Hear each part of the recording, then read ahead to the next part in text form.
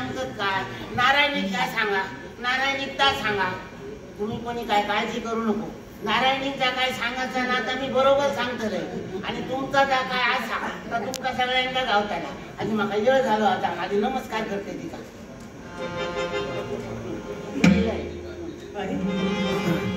असू दे आता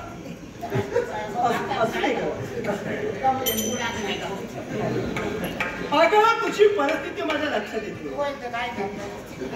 पण नमस्कार करायची काही गरज नाही म्हणजे मला सांग इतरांसाठी तू दासी आहेस पण माझ्यासाठी माझ्या आईच्या जागी तू योग्य अगं माझ्यावरती चांगले संस्कार तू केलेस अर्थात आई म्हणून मी तुला नमस्कार करावा आणि तुझा आशीर्वाद फक्त मला मिळाला माझा आशीर्वाद रोजच असतात तुमका पण मी नमस्कार केलाय तो कित्या केलं मी जरी वयान मोठा असलाय तरी तुम्ही मानान मोठे असाल ना म्हणून तुमच्या मानान नमस्कार केलाय तुमका नाही खरंय अगं राज दरबारी सांप्रत मी बसले आता दरबारी बसले म्हटल्यानंतर मान माझा मोठा आहे आणि त्या मानाला अनुसरून तू मला नमस्कार केला पण जानकी आज जरा मला संशय येतोय का तुझ्या बाबतीत आता मग म्हाताऱ्याबद्दल संशय करतो तू समजतोस ना तसा संशय नाही हा जरा संशय फार वेगळा आहे मला सांग आपल्या राज्यात काय घडतंय याची क्षणोक्षणी वार्ता दरबारी येऊन मला कथन करावी हे तुझं कर्तव्य ना मग आज दरबारी यायला तुला विलंब का झाला त्याच्याबद्दल विचार म्हणून जरा आता मला लक्षात दिला मी बियालेलं तुम्ही बोलल्या बरोबर त्याचं कारण हे सगळे लोक असतात आपल्या राज्यातले काय आज तुला विलंब झालाय याला करणे जनता आहे मी तुमका भेटासाठी नमस्कार करूसाठी येत होते तो सांगता जानकी वाईट थांब किती नारायणिका सांगा नारायणिकता सांगा असं बोलत थोडं वेळ झालं म्हणजे जानकी ही जनता आहे ना माझ्या बाबतीत असं काहीतरी बोलते आणि हे मला सांगायचं आहे मग जानकी सांग घाबरू नकोस ही जनता आहे ना माझ्या बाबतीत असं काय बोलते मला ऐकायचं आहे तुमच्या बाबतीत तसं काय वाईट नाही पण वाईट बोलणारच नाही विश्वास आपलाच विचार करतो आपलाच विचार हो अगोदर कसा होता ही राजगादी तुमचे बाबा चालवीत होते खरं आता बाबा गेले बाबांच्या पक्षात आता बाबांच्या मागे तुम्ही बसला या राजगादीवर हो होय ना तेव्हा आता कसं झाला राजकारण बदलला मंत्रिमंडळ बदलला होय ना मग तुमच्या बाबांनी गोरगरिबांसाठी जे योजना केलेल्या तो कोण होतं काय चालू नव्हतं कशाला विचार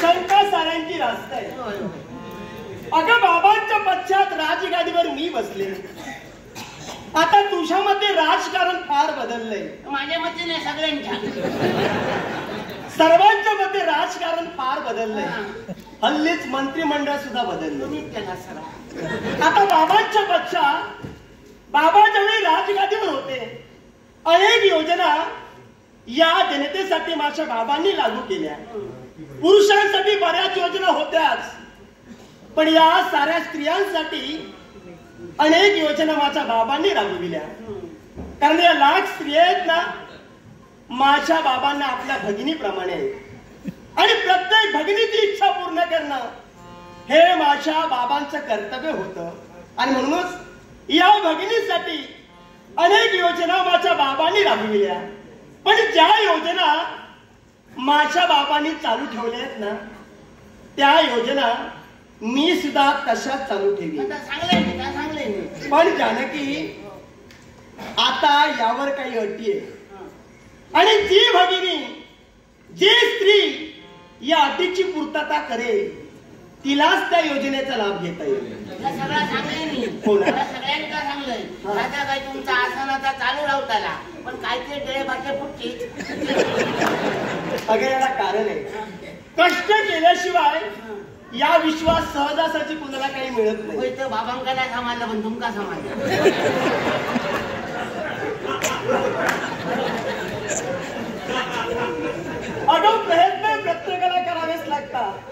या जर साऱ्या योजना अशा मी मोफत दिल्या ना, कष्टाची किंमत कुणाला कळणार नाही. आणि म्हणून हे साऱ्या घडी गेले. तेव्हा घाबरू नकोस, त्या योजना आहेत ना मी चालू ठेवी, एवढंच बोलतायत ना. आणि लोक काय काय काय म्हणतात, नारायणी आता एवढी मोठी झाली असा लगीन करतली तरी कधी मध्ये करतली की काय, लोकांच्या बरोबर असा जड माणसाचं लगीन ह्या येणारच जाऊ काय समजला ना. पण जानकी, मी लग्न का करत नाही याचं कारण तुला ज्ञात आहे. अगं समजा माझं लग्न झालं, मला सांग या जनतेचं काय होणार. आणि जास्तीत जास्त काळजी जानकी मला तुझी आहे. माझे किती आहे? माझ्या मागे तुझं काय होणार आहे. तुमचं लगीन झालं का मी तुमच्यावर येईन. माझ्यासोबत तुम्ही म्हणतात ना माका समजता, तुम्ही जनतेचा विचार करता, पण माका सांगा माणूस जो जन्म गेलो ना तो आज उद्या मरतो. मग तुमच्या मागे जनतेचा कोण काय बघताला माका सांगा. ते सुद्धा मला लगीन करू कसं आहे. अगं पण सांगते मी, तुम्ही म्हणता लगीन करून भावाच्या घरात जाय, तसा ना एका मार्ग असत, ज्या राजात 2 झील असत अशावर एका वांगडा घालायचा, तिथे घ्या सांभाळीत तो दुसरा आपला. राजकर्त्याला 2 पुत्र असतील, एका पुत्राशी मी लग्न करावं म्हणजे हा राजकारभार तो सांभाळू शकतो. पण जानकी आता याची काही गरज नाहीये. म्हणजे ते काय बघलाची काय बोलतेस, काय बोलते विचार करू नको. अगं याला कारण आहे.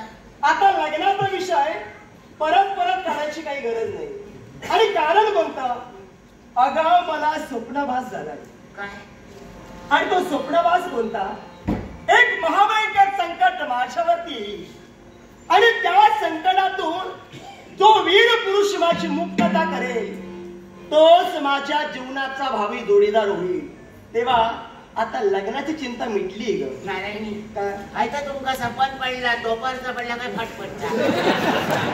हे जे स्वप्न पडलंय ना हे पहाटेचं स्वप्न. आणि पहाटेचे स्वप्न केवळ असत्य होत नाही, सत्य आणि सत्यच होतात. अर्थात जे स्वप्नभास झालाय ना तो सत्य होणार आहे. माझं लग्न होणार आहे.